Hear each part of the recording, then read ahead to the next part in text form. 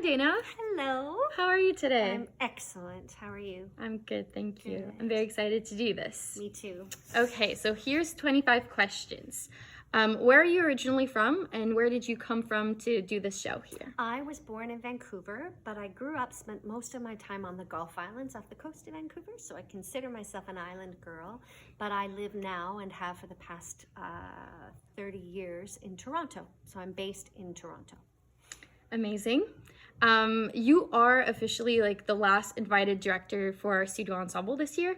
And so what show are you directing with us? I am directing the Drowsy Chaperone. Come see it, people. Yes, come see it, people. If you want to feel joy, come see it. What made you want to direct and choreograph Drowsy? I did want to do both, actually. I asked if I could do both.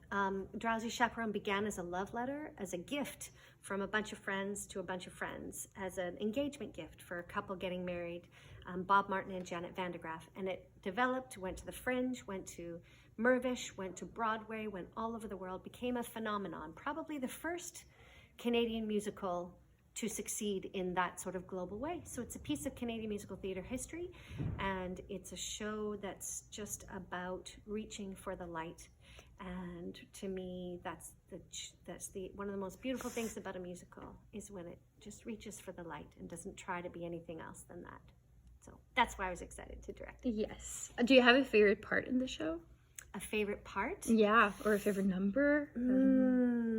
I do love at the end of Act 1 when the entire company comes together to tap dance. It's a beautiful thing about the show where there isn't a separate chorus.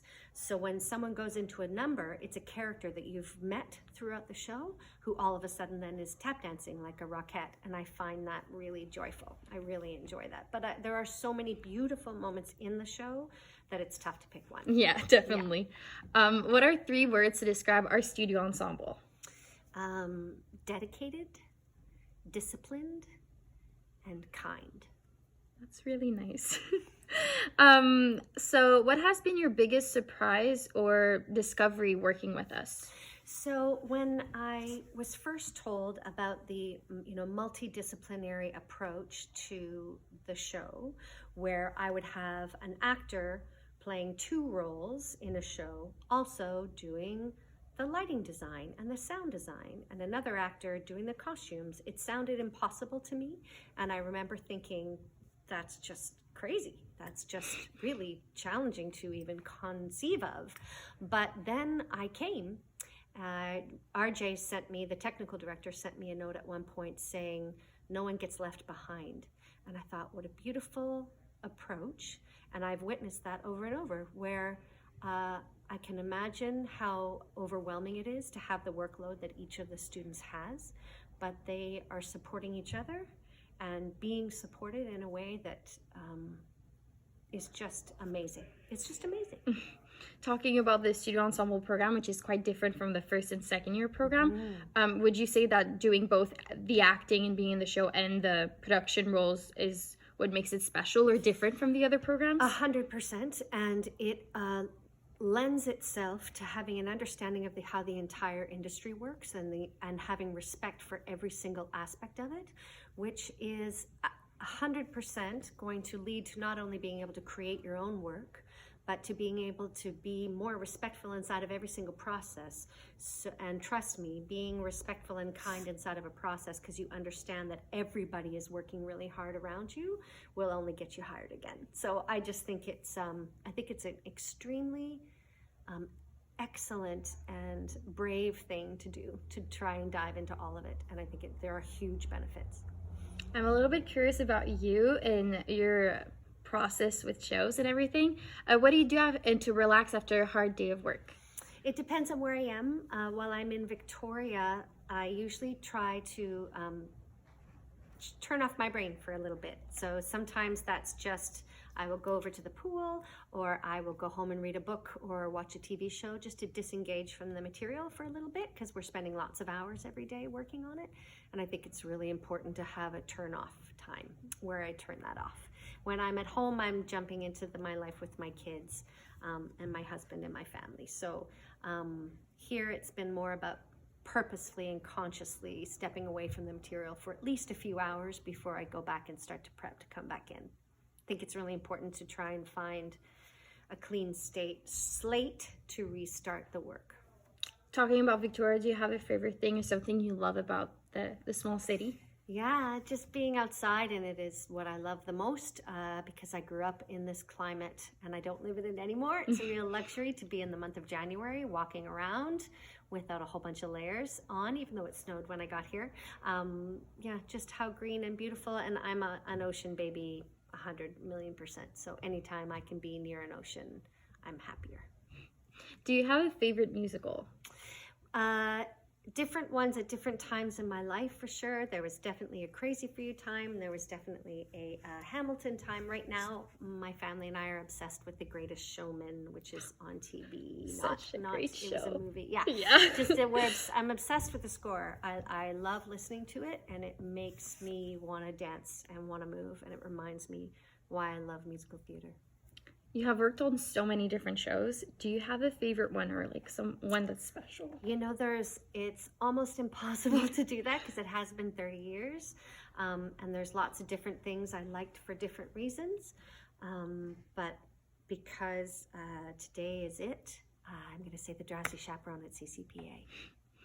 Have you ever seen any other shows? Any other CCPA productions? I have not. This is my very first time in the building and my very first time in Victoria in about 25 or 30 years. Oh my God, yeah. We're so lucky. Well, I'm lucky to be here.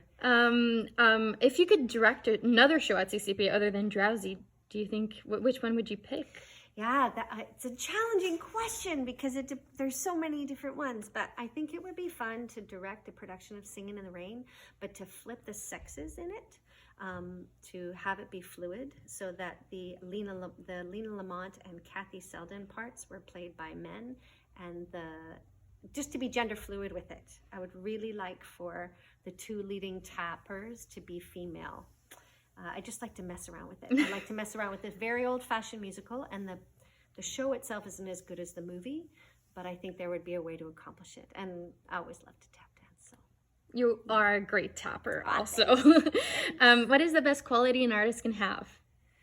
The best quality an artist can have for me is to be an open and generous collaborator, because in the room, the best art is going to come out of people being willing to try things. And if you have to, if your instinct is to say no to trying new things, then it's tricky.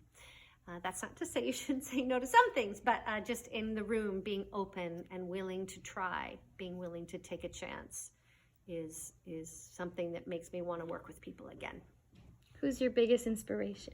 My biggest inspiration are my kids. I have 2 of them. That was easy. If our cast was a song, what song would it be? The song would be Seasons of Love from Rent. Ooh.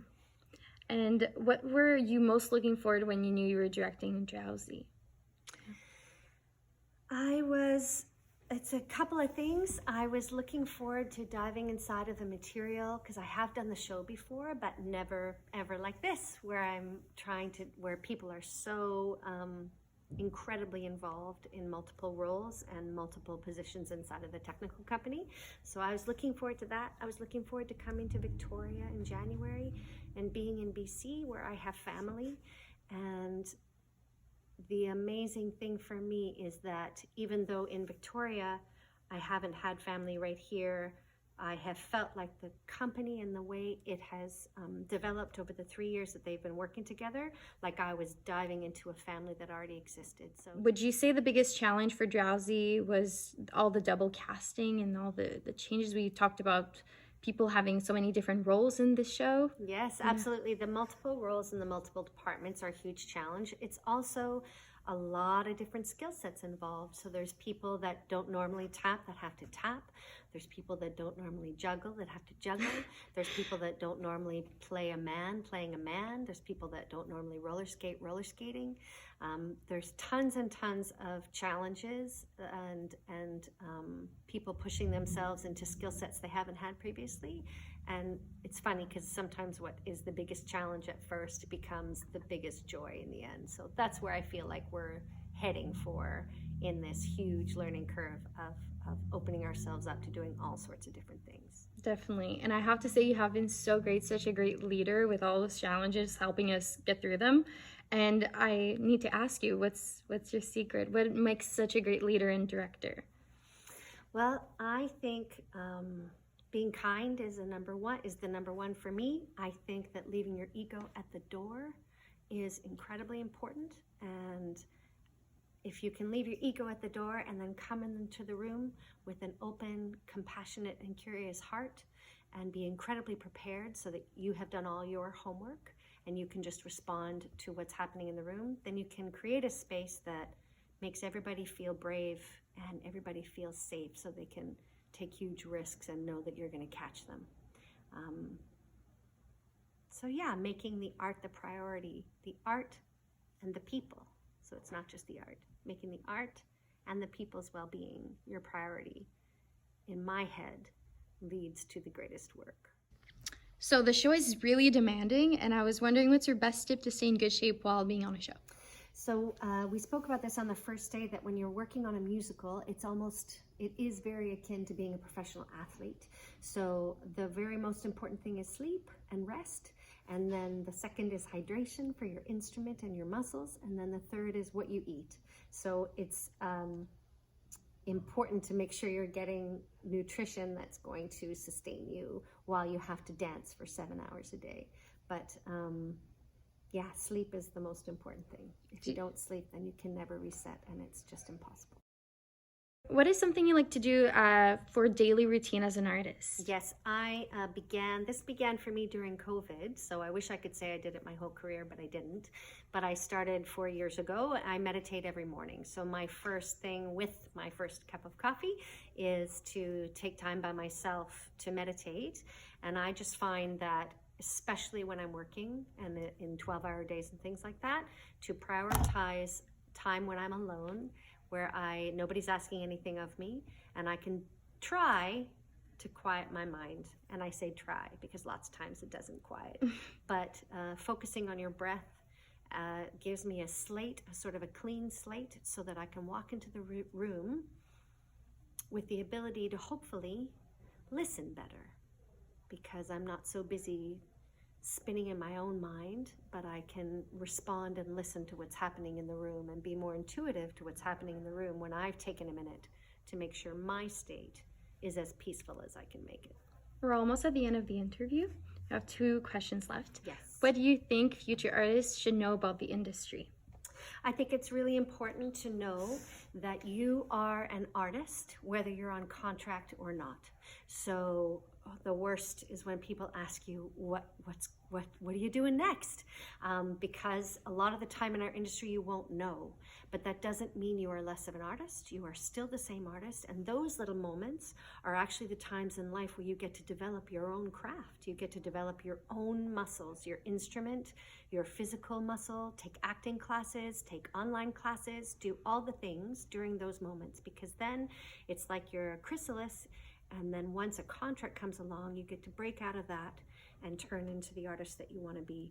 But if you don't take advantage of those times when you're not working and treat them as gifts and opportunities for personal development, also inside your life, because if you're a wreck, that comes into the audition room with you. So the more that you can do to work on yourself as a human being, then the more you're going to have to offer a room when you get into it. But to remember that you are always the same artist, whether you're working or not. That's such a great advice.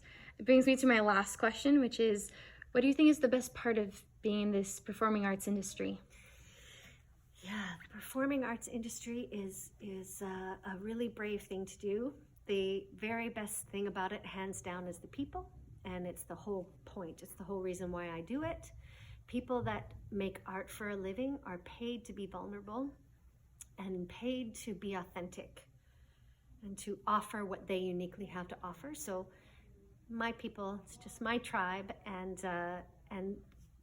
collaborating with groups of people that are willing to be vulnerable is the very best thing. The very best thing in the whole industry is the people.